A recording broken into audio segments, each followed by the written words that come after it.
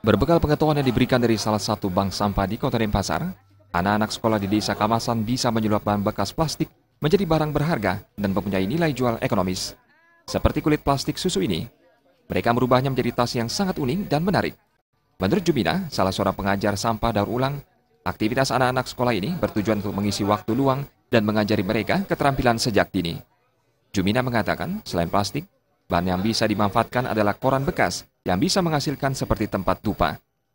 Menurut Jumina, kegiatan ini untuk mengajak masyarakat khususnya anak-anak peduli terhadap sampah. Dengan berlatih memanfaatkan sampah menjadi benda berharga, maka akan mengurangi volume sampah di Bali sekaligus menggugah kesadaran masyarakat menjaga lingkungan dari sampah.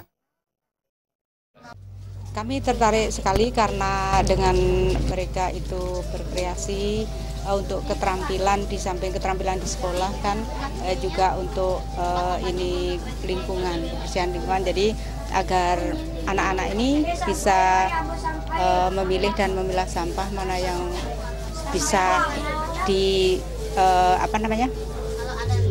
dibuat untuk kerajinan gitu.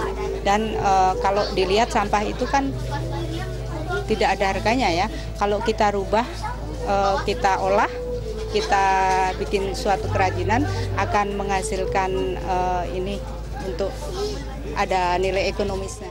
Gitu. Produk daur ulang sampah ini ditawarkan mulai harga Rp40.000 hingga ratusan ribu rupiah, tergantung kesulitan pembuatannya.